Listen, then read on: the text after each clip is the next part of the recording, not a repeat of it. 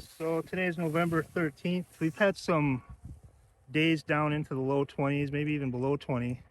And that pretty much killed off a lot of the weeds and stuff. We are coming back. As you can see out here, a lot of this grass is still green. So some of the grasses will overwinter pretty good. Fescue grass is one of the grasses that'll stay green pretty much all winter. So if you don't have snow, you can still graze even when they say the growing season has ended here in Minnesota. We're still out grazing on the green stuff.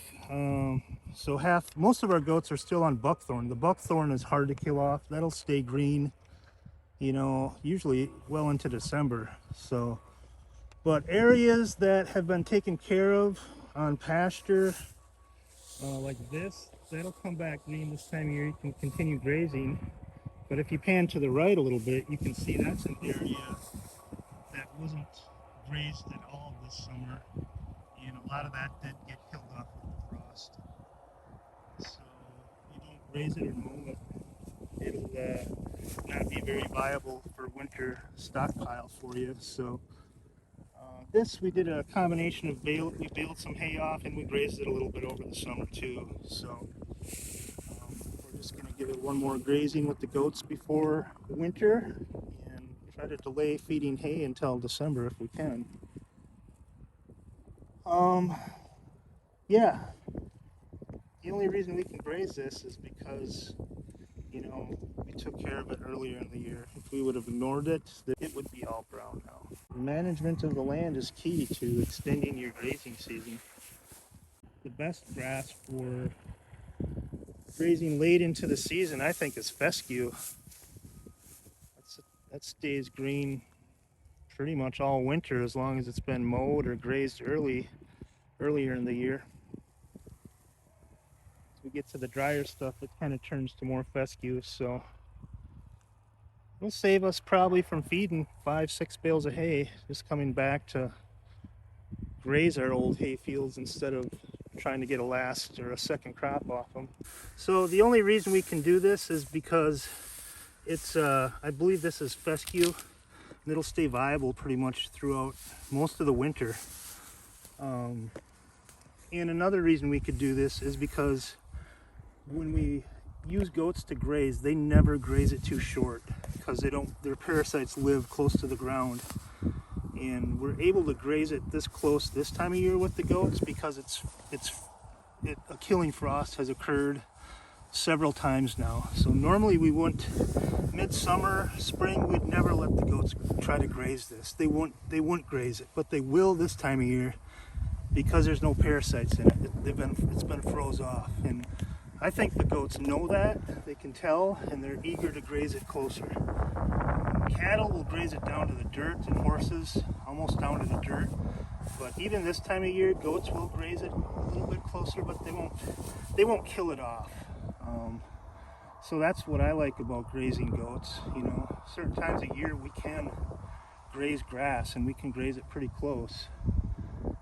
And boy, all the pastures on my land have really improved from grazing goats as opposed to cattle. Cattle, they would graze their favorite spots down to the dirt, and then weeds would grow up everywhere else. Here, if you just look out, you can hardly see a weed on the main field just because the goats have been doing a great job managing it. So we did a video at the beginning of the year with these new Premier One fences. We started using the ElectroStop 10-42-12 with the Prima posts, and they're lighter, they're stiffer, and overall they set up really well. You don't have as much sagging. I thought they were going to be the ticket going forward, but what we found is that they're not as heavy duty as their original fences. They're just a little thinner. A lot of our jobs have a lot of deer, and you'll have deer sometimes run into the fence or get tangled in a fence, and when that happens, this fence gets shredded up. So that fence, the diameter of the wire, I believe, is just a little bit thicker, so it stands up better to deer running through it or getting tangled in brush and yanked, this one would break a lot quicker than the original ones.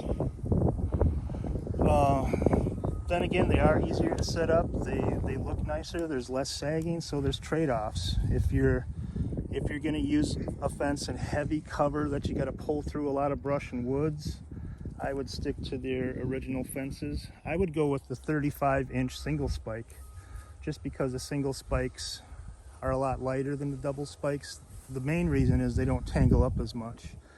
Try to pull a double spike fence through thick buckthorn, and it's not very fun. Another thing, the shorter fences, the 35-inch fences, pulling through buckthorn pull a lot easier than the 42-inch fences. So what we're probably going to use more of in the future are the original single spike 35-inch fences. If we're doing a place where we know it's not a lot of brush and not a lot of deer traffic, you know, we'll still use these fences, but any new fences we buy will be their original single spike, either 35 or 42-inch electro stop, I believe they're called. They have the white posts. Another thing we've noticed on these, we've had some of these posts break off here. The old posts have a removable cap that you can replace. These posts, it's all one single unit, so we'll have to replace the whole post.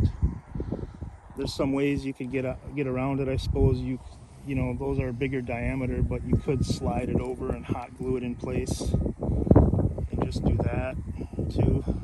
Or you could just replace the whole post. But as we go through our fences this winter and do repairs, we'll make a few videos and show you how we do it.